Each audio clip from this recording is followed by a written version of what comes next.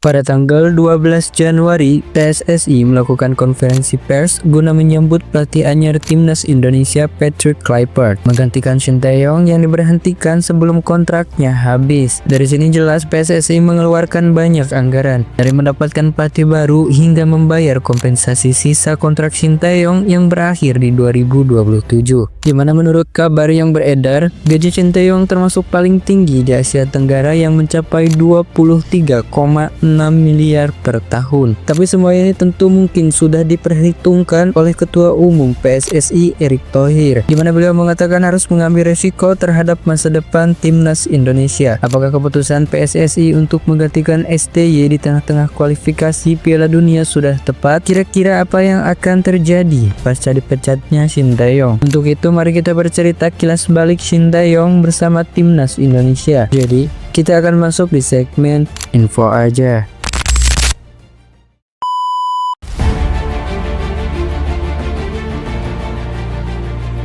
Kita mulai dengan piala paling bergengsi di Asia Tenggara AFF atau sekarang menjadi ASEAN Mitsubishi Electric Cup 2020, di mana Indonesia asuhan Sinteyong berada di grup B bersama Vietnam, Malaysia, Kamboja, dan Laos. Dalam 4 laga Indonesia meraih 3 kemenangan dan 1 laga seri. Hasil ini membawa Garuda melaju ke babak semifinal menghadapi Singapura dengan format match home away. Di leg pertama pertandingan diselenggarakan di Stadion Kallang, Singapura. Gol dari Indonesia dicetak oleh Witan Sulaiman dari skema umpan 1-2 bersama Asnawi Mangku Alam. Hingga peluit akhir dibunyikan, skor berakhir imbang 1-1.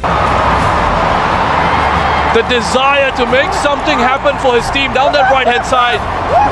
Pares tried to foul. Di leg kedua pertandingan berjalan sangat sengit sehingga banyak tercipta gol. Di menit 11 Ezra Walian berhasil mencetak gol dan membawa Garuda unggul terlebih dahulu. Kemudian dibalas oleh Song di penghujung babak pertama, skor berakhir imbang 1-1. Pada menit 74 Singapura mampu membalikan keadaan melalui Syahdan dengan gol yang dicetak melalui free kick. Tetapi 3 menit sebelum waktu normal usai, Pratama Arhan mampu menyamakan kedudukan. Skor berakhir 2-2. Pertandingan ini dilanjutkan dengan perpanjangan waktu 2 kali 15 menit. Pada menit 91 Shanwal Anwar melakukan gol bunuh diri akibat dari penetrasi Egy Maulana Fikri. Lagi-lagi Egy membawa Timnas Indonesia melaju ke Grand Final berkat golnya di menit 107. Pertandingan pun berakhir dengan skor akhir 4-2 dengan agregat 5-3. We have just witnessed one of the classic AFF Suzuki Cup matches. Di Grand Final, rupanya Indonesia belum mampu mengalahkan raksasa ASEAN Thailand. Terbukti dengan kekalahan 4-0 atas Thailand. 2 gol dicetak oleh Songkrasin dan 2 gol lagi dicetak oleh Saracat dan Pala. Will, and that is an excellent goal. Gordon Pala!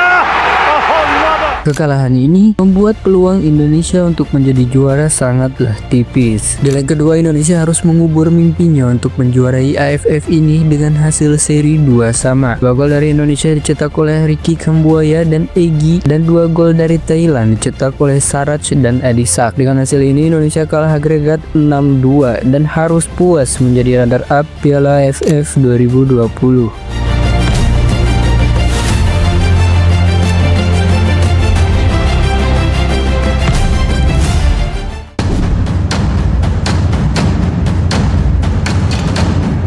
Kita lanjut dengan AFF 2022, di mana Indonesia tergabung ke dalam grup A yang berisikan Thailand, Filipina, Brunei, dan juga Kamboja. Dalam 4 laga, Indonesia menang 3 kali dan seri 1 kali lawan Thailand dan menempati posisi kedua di klasemen grup A. Posisi ini memastikan Indonesia lolos ke fase semifinal, bertemu dengan Vietnam yang menjadi juara grup B. Partai semifinal akan dilaksanakan dengan format home away. Dalam leg pertama, Stadion Gelora Bung Karno menjadi saksi ketangguhan Vietnam. Tak ada satupun gol tercipta. Pertandingan berakhir dengan skor imbang 0-0.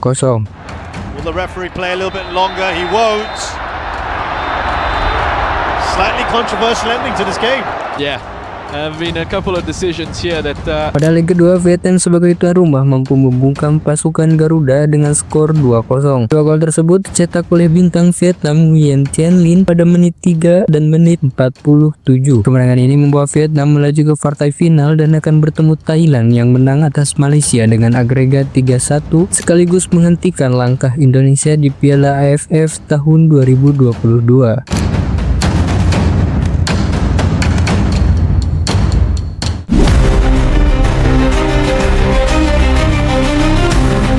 Dalam AFF edisi kali ini, Shin Tae-yong selaku pelatih kepala menurunkan pemain usia 20-an dalam rangka regenerasi pemain. Hal tersebut pun sudah dikonfirmasi oleh Federasi Sepak Bola Indonesia (PSSI). Indonesia tergabung ke dalam grup G bersama dengan Vietnam, Laos, Myanmar, dan Filipina. Pada match pertama Indonesia berjumpa dengan Myanmar, dari statistik pertandingan Indonesia cukup mendominasi pertandingan dengan 17 tembakan dan 58% penguasaan bola. Match ini dimenangkan Indonesia dengan satu-satunya gol yang tercipta akibat gol bunuh diri dari Jin Yi pada menit 76. 3 poin pertama sukses didapatkan timnas Indonesia.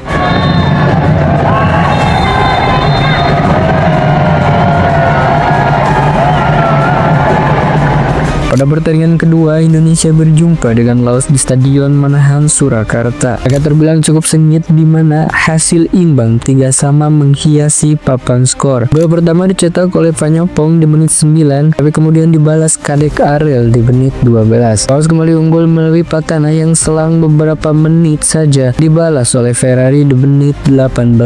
Ferrari lagi-lagi mencatatkan namanya di papan skor di menit 72, sehingga membawa Indonesia memimpin 3-2 untuk sementara. Tetapi 3 poin gagal diraih kala Peter mencetak gol penyama kedudukan. Hasil ini memaksa kedua tim berbagi angka masing-masing 1 poin.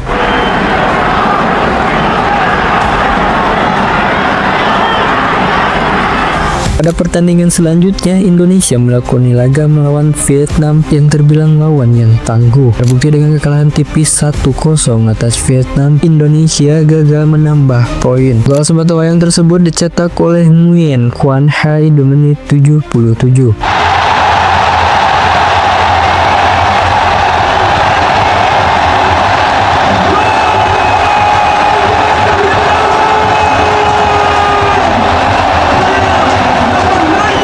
Pada match terakhir, Indonesia wajib menang atas Filipina untuk mengamankan posisi runner-up di bawah Vietnam. Namun harapan itu harus musnah. Timnas Indonesia dikalahkan Filipina melalui gol dari titik penalti yang dieksekusi dengan baik oleh Christensen. Dalam 4 laga, Indonesia hanya mampu menang 1 kali saja, kemudian 1 kali seri dan 2 kekalahan. Dengan 2 kekalahan ini, Indonesia menempati urutan ketiga di bawah Filipina dan terpaksa berhenti karena lajunya ke semifinal sudah pupus.